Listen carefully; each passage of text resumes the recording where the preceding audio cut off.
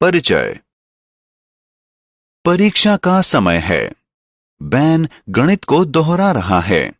आज उसने दोहराने के लिए जिस विषय को चुना है वह है 4 अंकों वाली संख्याओं को जोड़ना और घटाना। मित्रों, हम संख्याओं को जोड़ने और घटाने के बारे में जानते हैं। आइए बैन के साथ 4 अंकों वाली संख्याओं को जोड़ना और घटाना सीखें। आओ सीखें। 4 अंकों वाली संख्याओं को जोड़ना, 4 अंकों वाली संख्याओं को घटाना, अंक रेखा का इस्तेमाल करके योग का अनुमान लगाना, घुमावदार स्थानांतरण यानी कर्व्ड शिफ्टिंग के इस्तेमाल से अनुमान लगाना।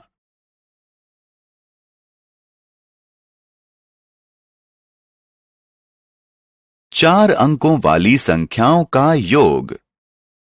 बैन ने जो पहला सवाल चुना है उसमें 4541 और 2316 को जोड़ना है। वह इन पंक्तियों में संख्याओं को लिखकर इस सवाल को हल करने की शुरुआत करता है। याद है ना कि हम जोड़ने की शुरुआत इकाई से करते हैं, तो यहां योग हुआ 7। अब आइए दहाई की ओर चलें। 4 और 1 का योग हुआ 5। इस तरह हम सैकड़ा और हजार वाले अंकों को भी जोड़ते हैं। जो संख्याएं हमें मिली वे हैं 8 और 6। तो अगर 4541 और 2316 को जोड़ें तो योग आएगा 6857।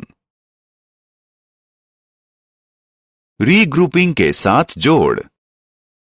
आइए 5327 और 3265 का योग करते हैं। हम शुरुआत करेंगे इकाई को जोड़ने से। ये है 7 जमा 5 यानी 12। अब 2 को नीचे इकाई वाली लाइन में और 1 को ऊपर दहाई वाली लाइन में लिखिए। अब हम दहाई को जोड़ेंगे। 2 जमा 6 जमा 1 बराबर है 9 के। अब दहाई वाली लाइन में नीचे 9 लिखिए। अब हम सैकड़ा का जोड़ करेंगे। 3 जमा 2 होता है 5। सैकड़ा वाली लाइन में नीचे 5 लिखिए। इसी तरह हजार जोड़िए। हमें जवाब मिलता है 8। इसलिए 5327 और 3265 का योग बनता है 8592।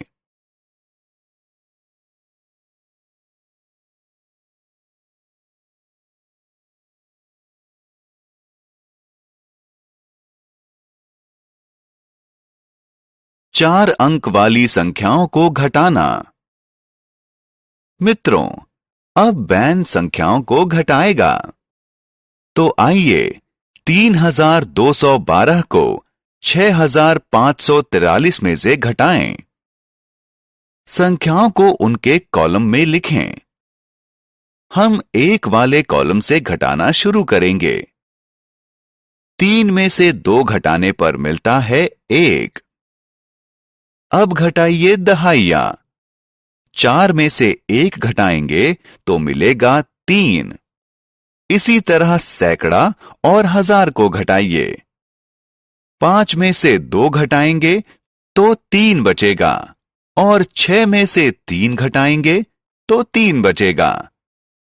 तो 6543 में से 3212 घटाने पर बचता है 3331।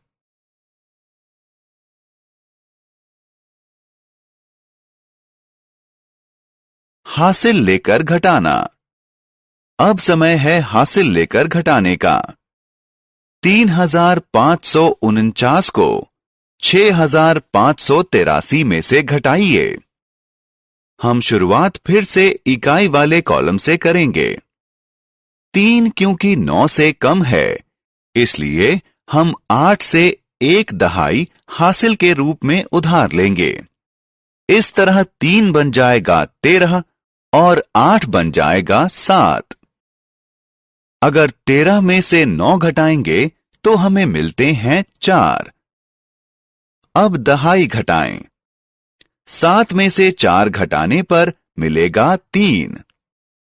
इसी तरह अब हम सैकड़ा घटाएंगे। 5 में से 5 घटाने पर 0 मिलता है। अब 1000 घटाइए। 6 में से 3 घटाने पर 3 मिलेगा। तो अगर 6583 में से 3549 घटाएं तो ये होगा 3034।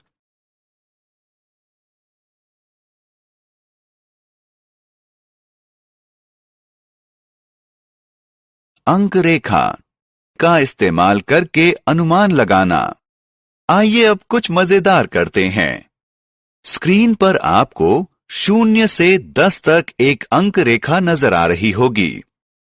क्या आप इस लाइन पर 5 की स्थिति का अनुमान लगा सकते हैं? जी हां, ये इस लाइन के बीच में होगा।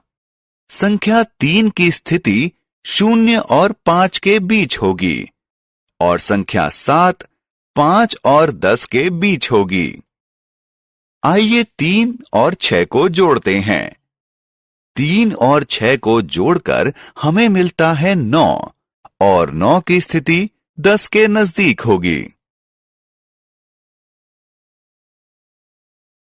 आइए अब 0 से 100 तक की एक बड़ी अंक रेखा को लेते हैं।